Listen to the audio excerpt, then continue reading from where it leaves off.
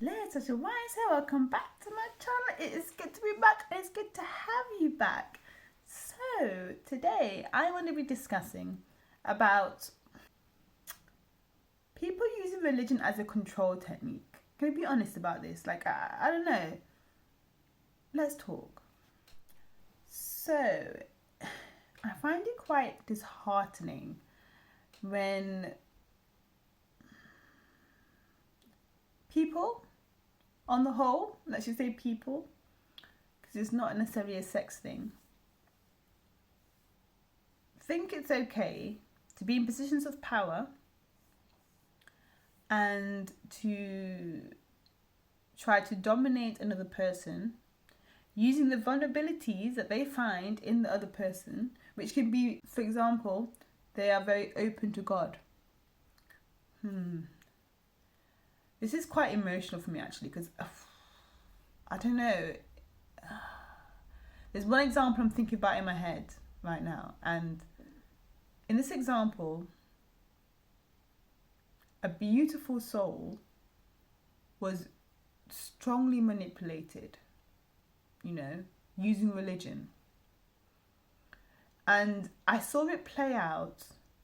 I didn't necessarily recognize it at first. I think I also was engaged in this level of control, I didn't recognize it at first. But then I started to clock on what it was. I started to become a bit more fiery in my prayers regarding these levels of control.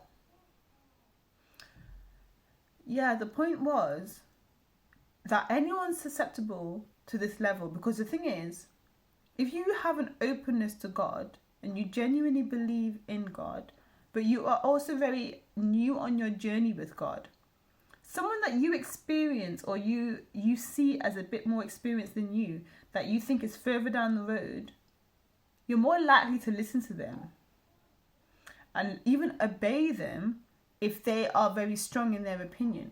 So it can become very cult-like actually, where the person who's in control can feel like they are God.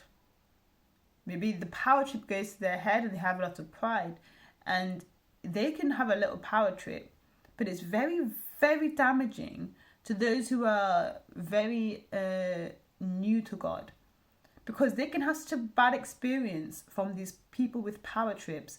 They never want to experience God ever again. They're like, no, I'm not interested in God. Please do not bring God near me. Because when I experienced someone that said that they were a man or woman of God, they were so damaging to me. They were so controlling, and it's obvious that these people who say that they're from God or are godly men and women but are having power trips need to reassess their situation. It's obvious that's the case, that's not even up for debate.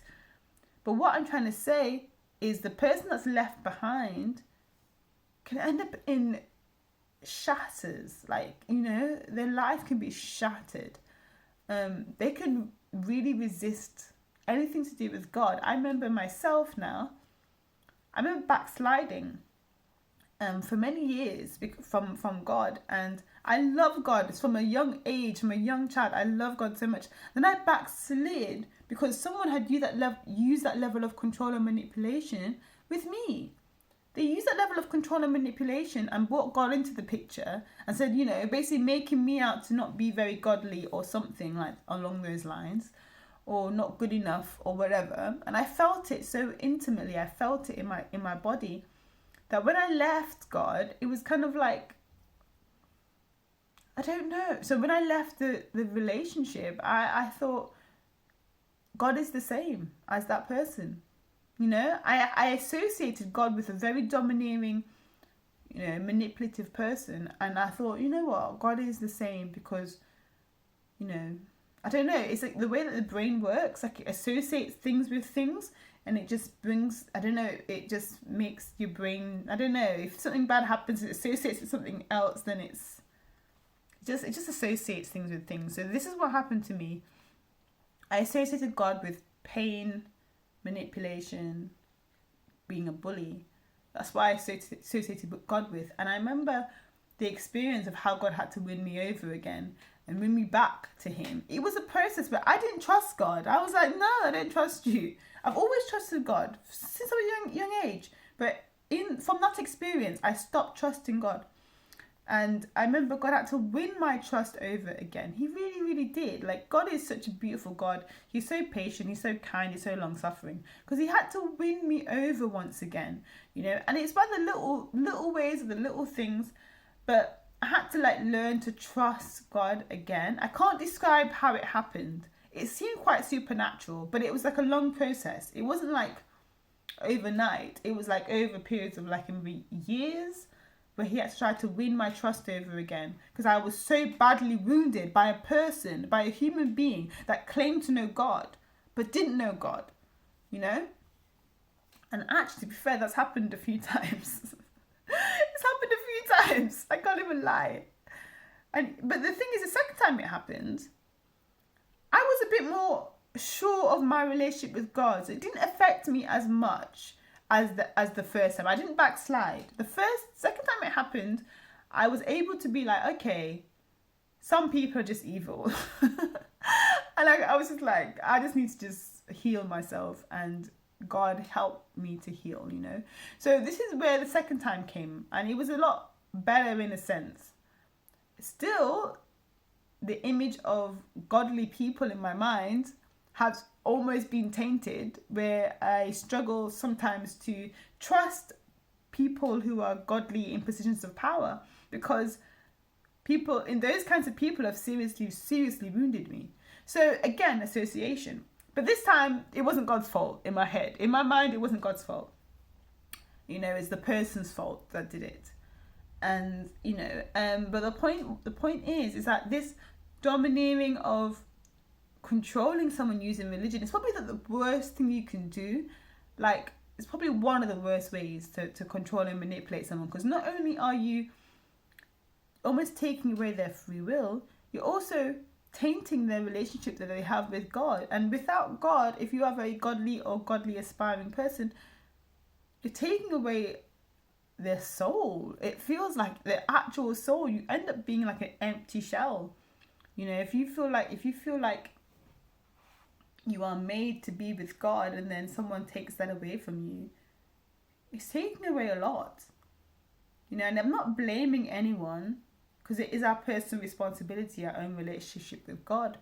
But at the same time, people need to be more aware of what they're doing. You know, if you are someone that is someone in a position of power, godly, let's say, a godly position of power, you have to be more aware that people are more likely to listen to you, because you are representing God in their eyes. That's the truth.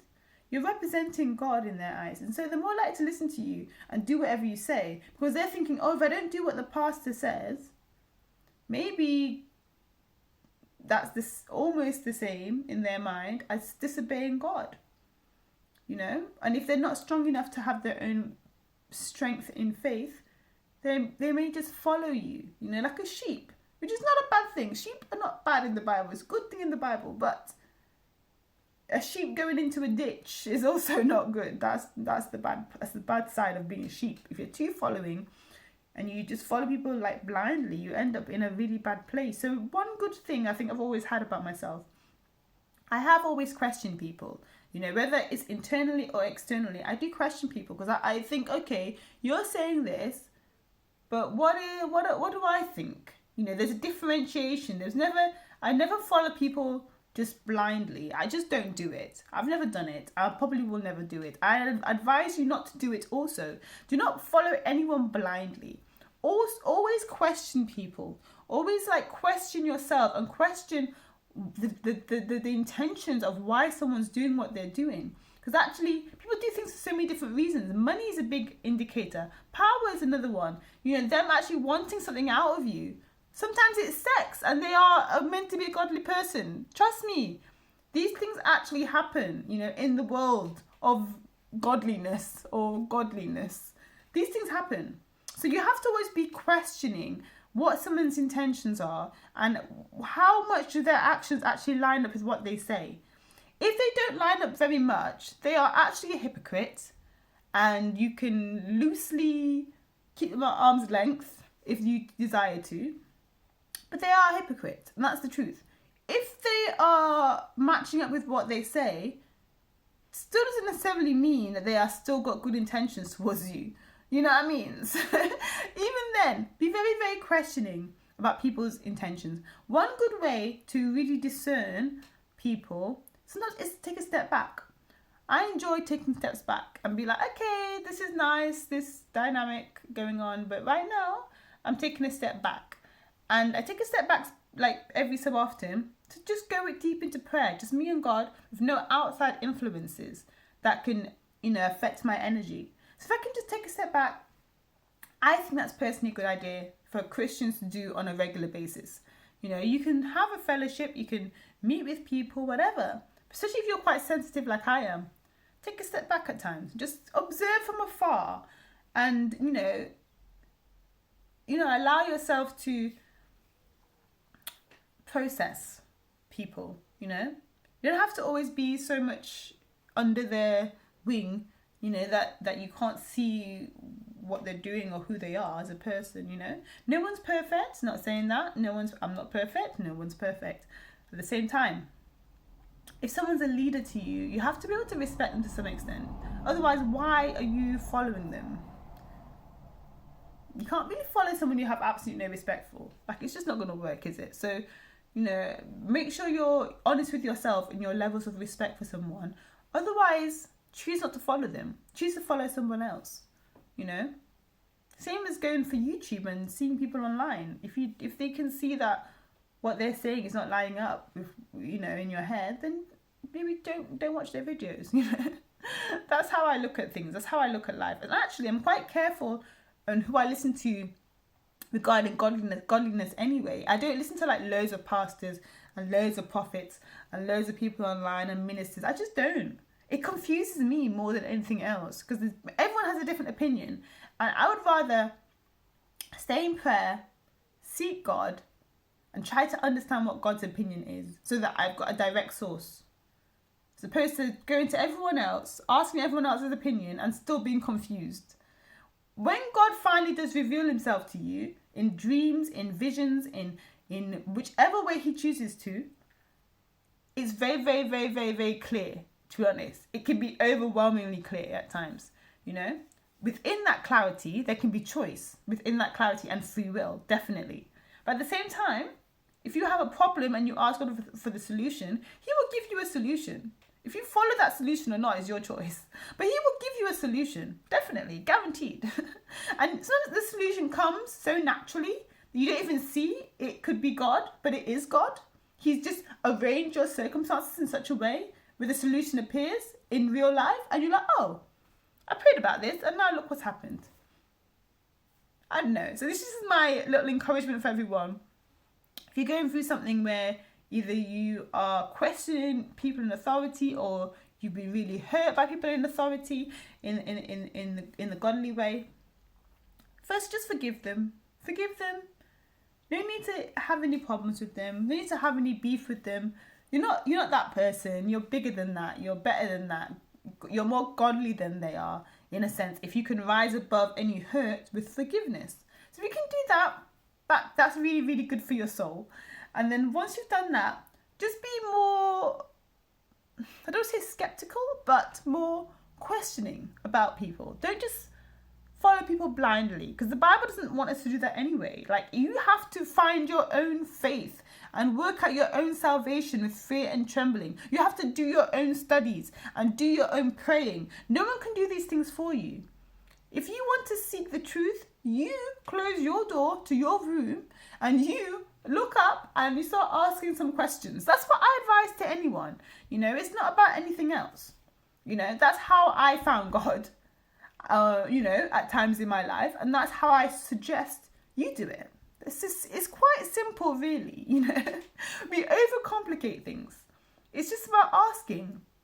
I look up because you presume he might be up there. It makes sense if he's up there, So that's what I did, and I would pray. Didn't know it was prayer at the time, but it was praying, I'd be walking the street and I'd be talking and saying, God, if you're there, can you please do this? And I would talk in my head, like a kind of like a thought. And that was a prayer also. Because I was trying to communicate with something bigger than myself, you know? So this is just little thoughts that I'm having. And like I said, I have experienced very toxic situations with leadership, so-called godly leadership. But at the same time, I have forgiven them. 100% I have forgiven them, you know? And because you know what? When you don't forgive someone, they say it's like drinking poison and expecting the other person to die. But I don't want that. I don't want you to die, and I don't want to drink poison. So it's just a big fat no from me on all those regards. So I'm going to forgive you and move on with my life, you know? So, God bless everyone. Thanks for listening so much. Please comment below. Comment below if you ever have problems with authority in the church regard, let's just say, or the religious regard. Do you have these same problems, maybe in your own religion? Let me know. Talk to me. I want to hear. I want to have conversations. Okay. This has been lovely. I'll speak to you soon. Love you and leave you. Mwah.